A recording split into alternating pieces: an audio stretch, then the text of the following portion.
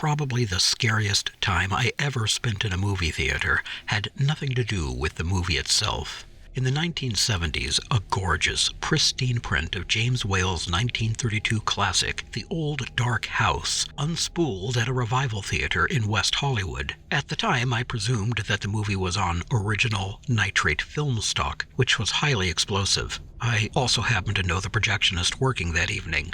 A wonderful lady, but she was also the most obsessive chain smoker I ever met. Every time she ran nitrate, I was sure that we were all going to end up as crispy critters. You see, before 1952, nitrate film was standard. It was extremely flammable. Believe it or not, nitrate film would run inches away from a carbon arc lamp, burning at 6,000 degrees Fahrenheit. I don't know why there were so few disasters. But in this case, the risk was worth it. For the longest time, The Old Dark House was considered a lost film. It was James Whale's follow-up to Frankenstein, and once again, Boris Karloff played a mute monster. For unfathomable legal reasons, this movie was not shown on television. It did not play at film festivals. Film historians spoke about the movie with a kind of awe, and that's the reason why every hardcore movie buff really wanted to see this. Finally, film director Curtis Harrington found a good print. And now here it was, looking as fresh and beautiful as the day it was born.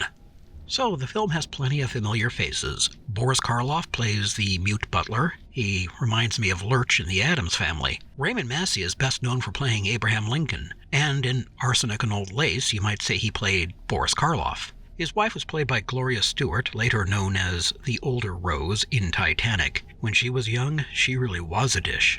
Melvyn Douglas went on to have a long career from Ninotchka to Roman Polanski's The Tenant and well beyond that.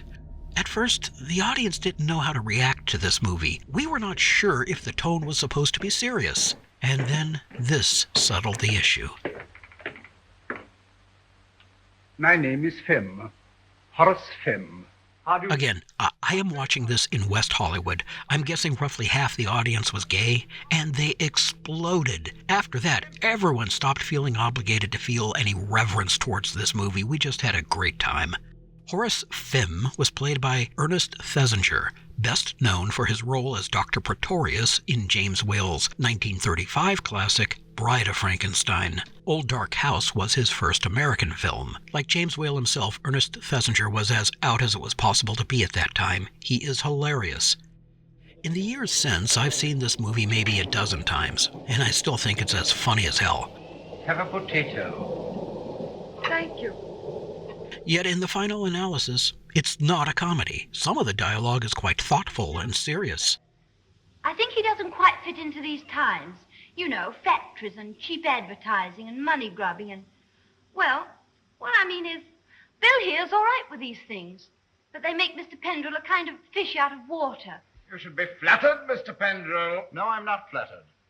You see, I've not much sympathy with fish out of water, although I happen to be one myself. My trouble is, I don't think enough things are worthwhile. There is a sense of post-war melancholy. Something unusual is going on in this story. And that is the source of tension. You're always left wondering, is the campiness intentional? When we laugh, are we doing this movie a disservice? Or is that what the director wants? As others have noted, it seems that James Whale was creating a whole new genre and creating a parody of that genre at the same time. Many people think that Whale intentionally subverted the source material, but the film is based on a book called Benighted by J.B. Priestley, who was one of the most original novelists, playwrights, and social critics of his time. You can find the book skulking around the Internet Archive.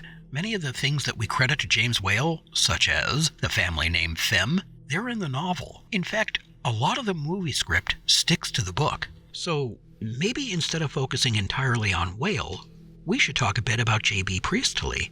Born in Bradford, Yorkshire, Priestley became keenly aware of England's class system. He was a nonconformist with an uncertain relationship with modernity. Badly wounded in World War I, he became deeply skeptical and irreverent. In The Old Dark House, Melvyn Douglas's character, Pendrell, is obviously meant to be Priestley himself. As they say on TV tropes, he is the author avatar. Priestley addresses themes of class consciousness, ethical blindness, the relationship between past and present. His stories focus on people who remain morally responsible for actions that they believe are safely buried and forgotten. You can see these themes in his great play An Inspector Calls, which became an excellent film starring Alistair Sims, and these themes also show up in Benighted. If you pay attention, you can still see them in The Old Dark House. They are there. We sense that the Femme family suffers from a background of cruelty. With each viewing, we can piece together just a bit more of the family's backstory, but we never learn all of it. It's mysterious. It is clear, however, that these people are doomed by some great sin of the past. The house, I think, is meant to represent post-war Europe, damaged, hierarchical, resentful, filled with memories that can't be faced, rage that can't be repressed. One of the visitors to this old dark house is Charles Laughton, in what I believe is his first Hollywood film role. He plays arch-capitalist Bill Porterhouse. Embittered after losing his wife, he immersed himself in the pursuit of money. Along the way, he lost the ability to, well, as they used to say, to be a man when in the company of women. He pays a chorus girl named Gladys to be his companion, but she's just there as arm candy. She immediately hits it off with Pendrell. Gladys is played by a very charming actress named Lillian Bond. Although she kept working, her career never quite took off, but I really like her here. With everyone else looking on, Gladys and Pendrell sneak off to the barn for a private investigation. In a movie that everyone interprets as queer-coded, it is the heterosexual couple who get down to business barely 5 minutes after they have met. Fast work. The cuckolded sugar daddy doesn't even seem to mind. Obviously, this movie was made before the Hays Code set in. Just 2 years later, the Code would never have allowed Rebecca Femme, played by Eva Moore, to be portrayed as a religious maniac. Some people consider her to be a repressed lesbian. I'll let you be the judge. This scene is very famous and very surreal. On this bed she lay, month after month. Many the time I've sat here listening to her screaming. Oh, dreadful. She used to cry out to me to kill her. But I'd tell her to turn to the Lord, but she didn't. She was godless to the last. Well, I'd better change my wet things. They were all godless here. They used to bring their women here, brazen, lolling creatures in silks and satins. They filled the house with laughter and sin, laughter and sin. And if I ever went down among them, my own father and brothers, they would tell me to go away and pray. They wouldn't tell Rachel to go away and pray. And I prayed. In my opinion, James Whale's direction is much more assured here than it was in Frankenstein, made a year earlier. In his review of The Old Dark House, Glenn Erickson made a sharp observation about Whale's style.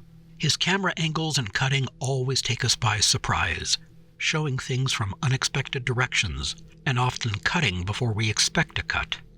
Precisely. In other early sound films, a character says a line, and then there is a slight pause before we cut to the next character and the next line. This always feels awkward. In this film, Whale cuts while the actors are speaking. A line or a sound happens just as one shot transitions into the next. Yes, of course, I remember. But I think it's a little too heavy for me. I don't think I could carry it down all those stairs. Why don't you say what you mean, Horace? You mean you're not afraid to go up there alone? You go with me. That is why you understood so quickly that I wanted to kill you. We understand each other so well. Audiences do not notice this sort of thing consciously, but it is a technique that editors still use in order to create a sense of flow, of momentum. And I think it all traces back to this movie. This old dark house has many secrets. Horace Femme is afraid to go upstairs in his own home. Up there, not one but two disturbing characters are hidden away. The first is the 102-year-old paterfamilias. He may or may not have set this family on the path of depravity. Perversely, he is played by a female named Elspeth Dudgeon. On the floor above that, we have an imprisoned family member named Saul. He is either the victim of a crazy family, or he's the most outrageously cartoonish homicidal maniac ever put on screen. Check this out. No CGI. The set you see here was used in a number of later productions, including 1934's Secrets of the Blue Room, also starring Gloria Stuart. That is another entry in the old dark house genre. This time they play it straight. It's okay, but it's a lot less fun. What makes this old dark house movie so intriguing, so compulsively watchable, is that it's a different movie every time. On one viewing, I may laugh my head off. On the next viewing, I'll think, this story is trying to say something, but I can't pinpoint just what that something is. the theme lies just beyond one's ability to articulate. And maybe that's why I keep coming back. Yeah, it is a hoot. No doubt about it. I'm quite sure that if Whale were here, he would tell you it's all right to laugh. But something else is going on here. Campiness, yeah, but it's punctuated by sadness. Is this movie scary? No, I don't think it scared anyone in 1932. Nevertheless, it is about a kind of unease, an anxiety deriving from place and family and memory and wounds that do not heal. I would like to tell you all about it, but there may not be time. You see, when you're as old as I am, at any minute you may just die. I am very grateful for the reaction to the first video in this series. If that reaction continues, well, please like and subscribe, and I'll keep churning them out.